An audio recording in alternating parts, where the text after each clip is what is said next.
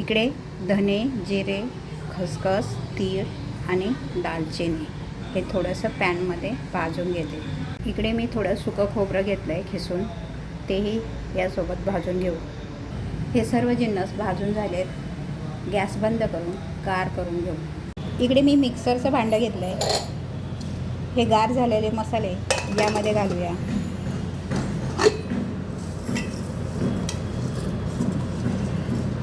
याची आधी सुरुवातीला पावडर करून घेऊ, मग दुसरे मसाले यामध्ये घालूया.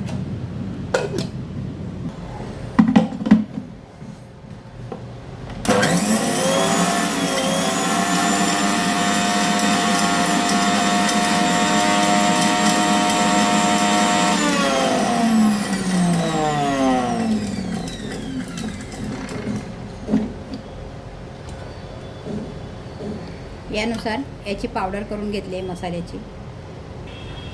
यामध्ये लसणाच्या पाकळ्या, हिरवी मिरची, पाव कप शेंगदाण्याचं कूट, चवीनुसार मीठ, हळद, कोथिंबीर हे पुन्हा एकदा मिक्सरला लावून फिरवून घेऊया. इकडे मसाला आपला तयार आहे. इकडे ही वांगी मी स्वच्छ धुवून घेतल्यात, त्यामध्ये मीठ घालते.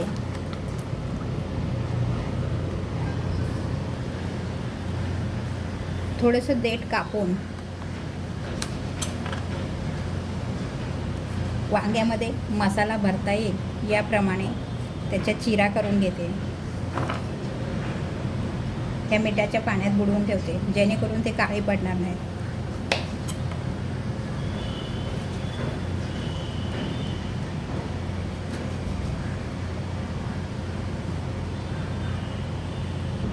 सर्व वांग्याला चिरा करून झाल्यात.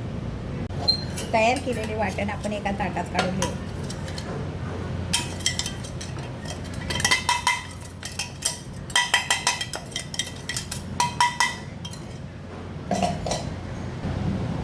पाव चमचा गरम मसाला मिक्स करूया. थोडंसं तेल. हा मसाला छान मिक्स करून घेऊ.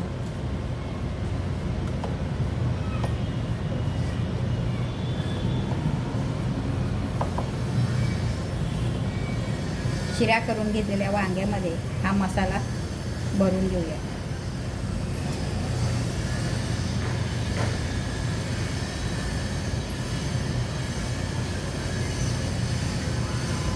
वांग्यामध्ये मसाला भरून झाला आहे. गॅसवर पातेलं ठेवून त्यामध्ये एक पळीभर तेल घालूया. तेल गरम झाले की थोडे जिरं, हिंग,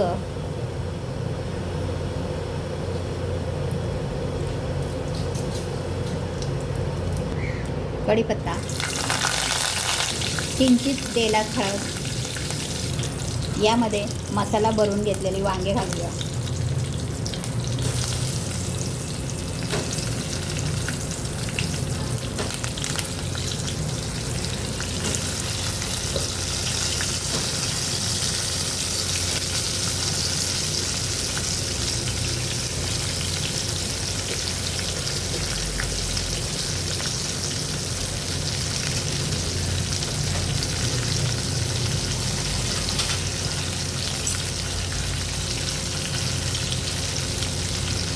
वांगी तेलावर 2 मिनटं छान परतून घेऊया.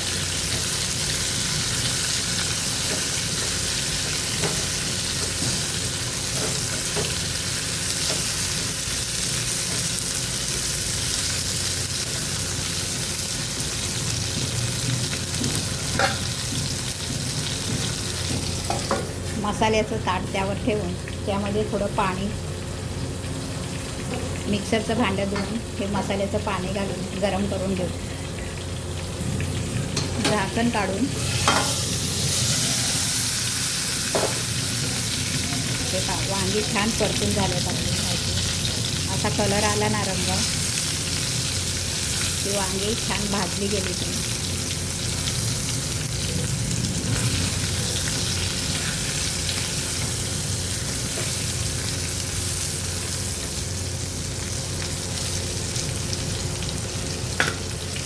आता आपण ताटामध्ये जे पाणी ठेवलं होतं मसाल्याचं ते यामध्ये ओतूया.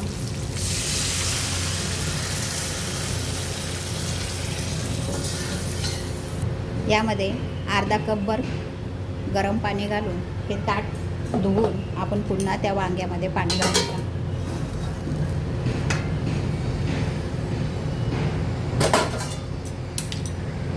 तुम्हाला रस्सा कितपत हवा त्यानुसार पाणी वापरा.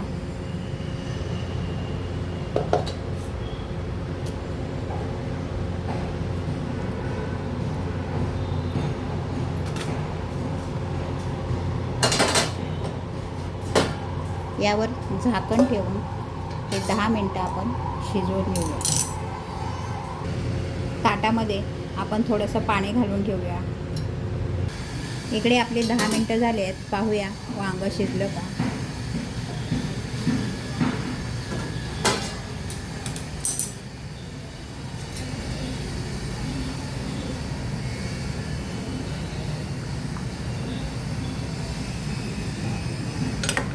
वांगं शिजले. आपण आता गॅस बंद करून हे सर्विंग प्लेटमध्ये काढून सर्व करूया. इकडे रस्सेदार मिठाचं वांगं तयार आहे.